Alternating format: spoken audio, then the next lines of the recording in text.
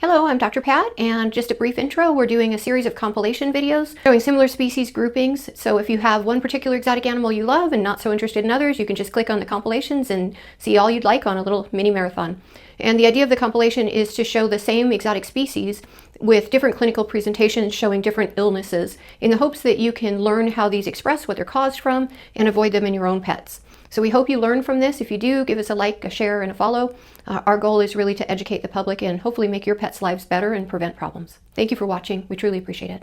Charming is an adorable and very charming little man. He's a Texel guinea pig, and as you can see, he has the long curly coat, and it helps him with his adorable look. He is definitely a sweet, loving little guinea pig. He's 3 years old, and he's here today for chest x-rays. They're follow-up x-rays. Charming has heart disease. He presented to us with a history of a cough. The owners thought it was just kind of a routine guinea pig upper respiratory infection, which is very common in guinea pigs. They frequently will get upper respiratory infection. It can progress to pneumonia. Some of those will cough. His owners are very dedicated to him and allowed us to get some x-rays of his chest. And on the x-rays, we found that he has a big heart. And so his signs were all related to early heart failure. He is doing well. We've started him on cardiovascular support, so he's on heart medications. And as you can see, he's breathing pretty well. Still a little bit elevated rate, but greatly improved from when he started.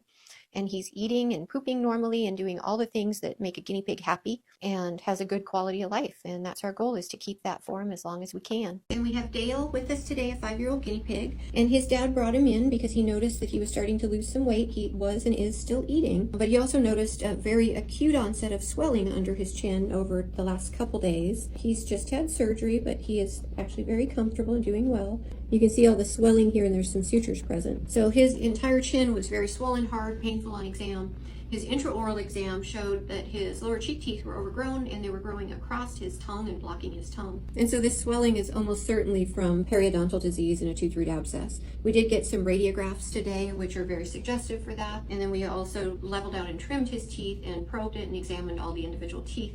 We did not find a draining tract from the mouth to the chin. So we did open up the chin. We cultured that, and then we flushed everything out. We have some video clips of that. It was pretty fun for vets, maybe not as fun for everyone else, but it's always good to relieve an abscess and know that they'll feel much more comfortable immediately. And then for Dale, we actually did a procedure where we packed in an antibiotic bead or antibiotic beads into the lesion. So the problem with an abscess, there are two problems specifically with Dale. One is, if this is indeed from an abscess tooth, we will have to extract that tooth. The other issue is abscesses in general in guinea pigs tend to kind of be walled off, and they're thick cottage cheese pus that doesn't drain well. And so if you just put an opening in it and try to drain it, it's really hard to get rid of. So with these guys, we actually put antibiotic bead that's made out of bone cement with antibiotics in it. Then we actually suture it into the open wound after it's been cleaned and flushed. And they slowly dissolve over time and release the antibiotics locally to the site. And so that was the plan today for Dale, really just an attempt to get him eating right away and get him more comfortable. Again, he was trying to eat, but he wasn't eating very effectively because, as you can see, he's lost quite a bit of weight if we run down his spine and hips here. And ever since he woke up, he has been eating like crazy, like a happy little pig. And we have a darling little guinea pig with us today. She's a 2-year-old and presented for a lump on her head. And as you can see, she's got swelling all along this area and an open wound here. This was all an abscess that was full of pretty thick gaseous debris. And we did anesthetize her. We cultured this, opened it up, and drained it. And we're leaving this open so it can heal from the inside out, because if we were to close this right away, it would just re-abscess. More significantly, you'll notice that she has a head tilt. So when we look at her straight on, this left eye is slightly down or tilted. The owner had also noticed that she has occasional balance problems and trouble moving. She can walk, but if you look at her back legs, she splays her back legs out. She feels like she's at sea. She's trying to get her balance back. And she can move these normally. She's just having trouble figuring out where she should put her legs and her head. And this is actually a very common sign of otitis interna and media in guinea pigs. The inner ear is in the skull. It's a bony labyrinth, and it's normally air-filled. And so when we take an x-ray, we can actually see the inner ear quite readily on an x-ray and see the air-filled pockets in it. And when they get an inner ear infection, that air goes away and these labyrinths fill with pus. And what we noticed on her x-rays, and we'll put a screenshot up,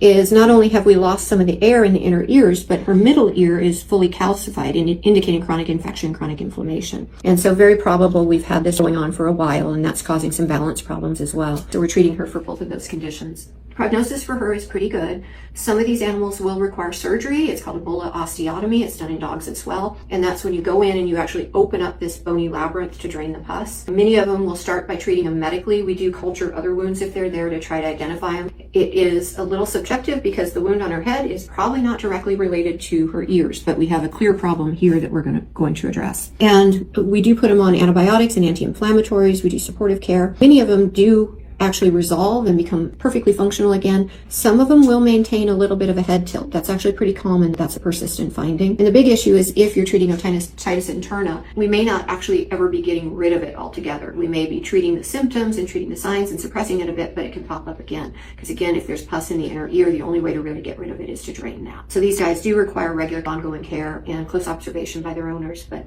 these little potatoes are well worth it. Do you have a potato at home? If so, tell us your experience. Have you ever had one with balance loss or a head tilt? It's a very common finding. Always look at your guinea pig straight on, and the eyes should be perfectly level, not tilted with one down. This guinea pig is under general anesthesia. She presented with a simple foot wound that caused swelling up her entire leg. Pododermatitis is a serious condition that often begins as a small wound on the foot and can progress to a bone infection called osteomyelitis, much more serious and very difficult to treat. With proper care, however, pain medication, wound management, and systemic antibiotics, many cases will heal.